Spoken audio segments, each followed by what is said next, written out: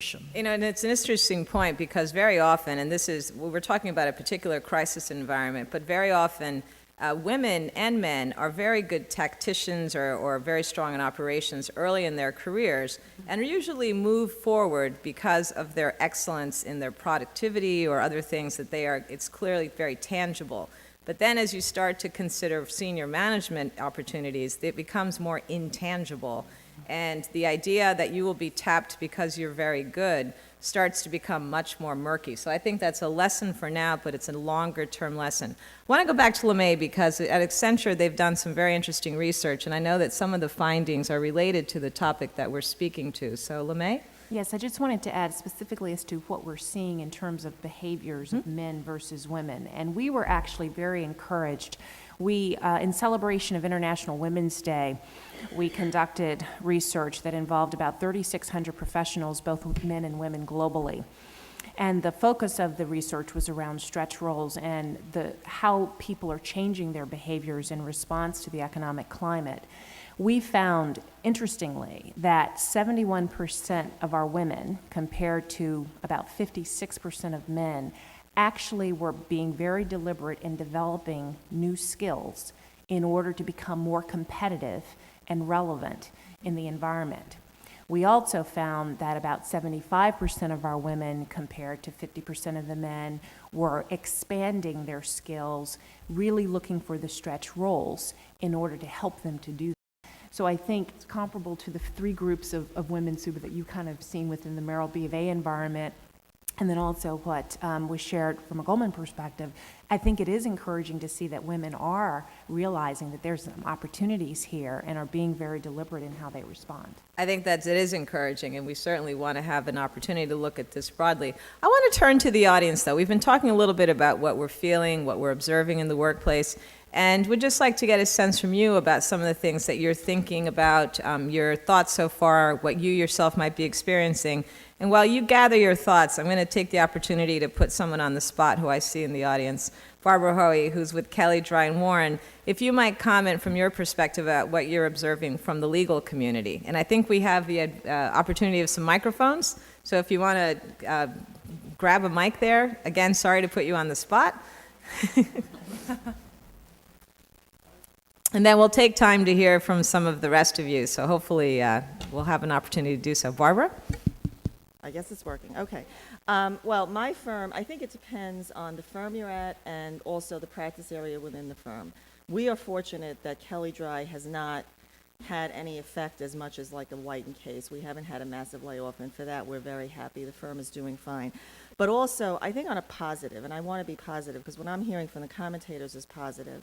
If you're in a busy practice area, what I'm seeing from the associates, and busy are litigation, bankruptcy, labor. I'm in labor. Very busy. We're not hiring.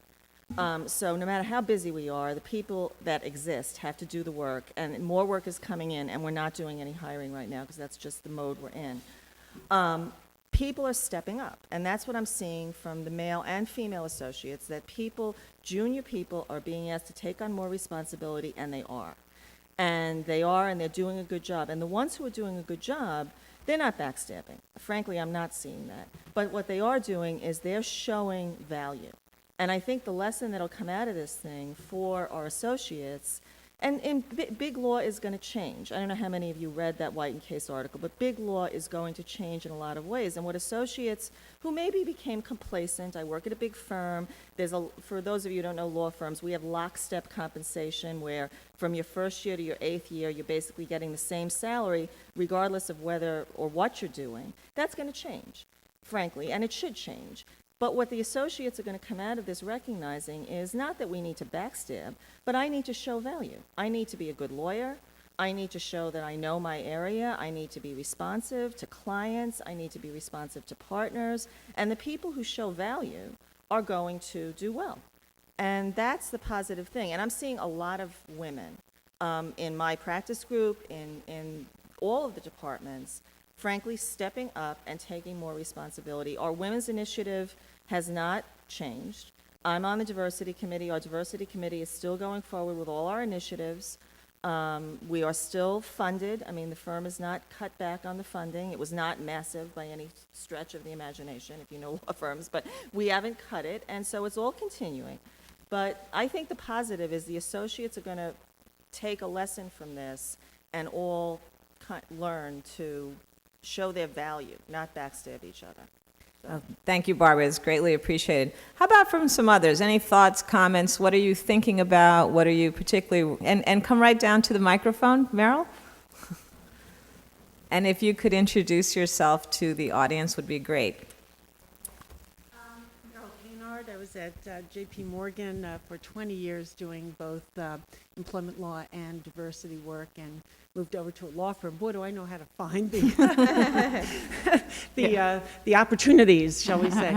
I have a question about what the impact of all this is going to be on a lot of the work we did in diversity to have a variety of ways to practice law, a variety of ways to rise within financial institutions, a variety of ways to thrive. And the women being the canary in the mines, the women being the ones who were figuring out it shouldn't be all about FaceTime, it shouldn't all be about working in a certain way, and there should be different career paths, and also, of course, generational differences in how to live and work. It sounds a lot like, this finding opportunity could sound a lot like, work yourself to death. I mean, it could, a person might think that. So my question is, what's the difference? And is this a little bit of a slippage and step back in all of that? I think it's a great question, and I'm going to ask Carrie if she might comment on that. So we're looking at, are the paradigms changing? Or is the progress that we made around things like, for men and women, work-life strategies, looking at return on investment from investing in those types of strategies, is it starting to fade when people are more concerned about FaceTime, politicking, et cetera? So Carrie? Yeah, so I want to share an experience and then answer your question. The insight from the experience was we have a women's network at American Express. It's very robust. It has chapters around the globe, if you will, groups of women who come together. I was at an executive women's network event here in New York, happened to be, where our more senior women came together. And it was very interesting to me that the topic the group chose to tackle that month was genuinely about how do we as women, working mothers in many cases for the women who were around the table, deal with the prioritization and the demands that are on us now. Certainly they were always there in terms of being able to juggle and manage the multiple priorities in our lives, but now they're intensified. And what happens when you turn the volume up? And what the folks around the table, the women around the table were saying is what happens is the pressure gets worse on us, on them, was the conversation that they were having. And the demands of the job have increased. At home, there may be additional stressors, whether it's financial pressure or worries about a spouse's role